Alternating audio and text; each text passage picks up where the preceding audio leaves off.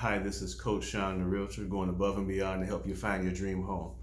I want to give you 5 costs that are involved in buying a home. And what I do with these videos is I want to give you information so you can make an informed decision on buying a home.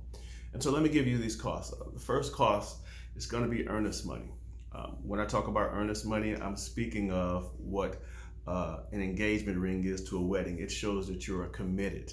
And so once you put an offer in for a home, along with that, you have to pay earnest money. Typically, it's at least 1% of the purchase price, but in this market, people are putting in a stronger amount so they can actually win the offer. And so earnest money is the number one thing, or the first thing that's actually out there for you to be able to be successful in buying a home.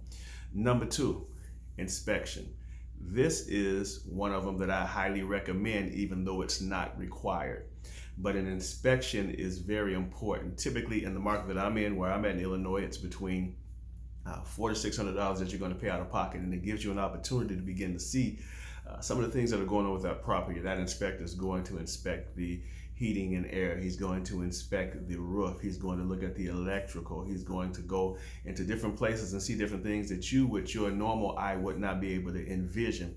And what you have is that particular option period where when you do the inspection, if you see something you don't like, you can back out of the contract and get your earnest money back. Number 3, down payment. You're going to have to pay a down payment. Typically, it's between 0 to 20% of the purchase price. If you're going FHA, they're as low as 3.5%. Some conventional loans are as low as 3%.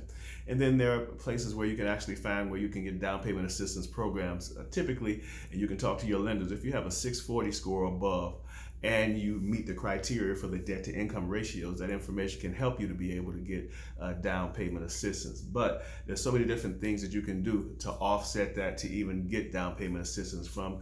You can get a gift letter. You can get, you can borrow from your 401k if that's something that you would want to do. You can look at different various things that your lenders can help you with that.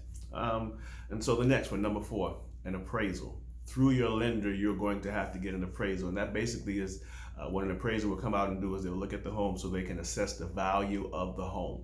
And that's something that's an out-of-pocket expense. And so when I'm speaking of upfront fees, you're actually looking at that appraisal and that inspection. Those are going to be out-of-pocket expenses, whereas your earnest money is going to go towards your down payment or your closing costs, and also other things that we're going to talk about. For instance, your closing costs, which is the last one, which entails title fees, which entails origination fees, which entails transfer taxes, which entails prorated taxes. All these things go towards your closing costs, which are typically between, some people say, 2 to 4% of the purchase price, depending on where you're at.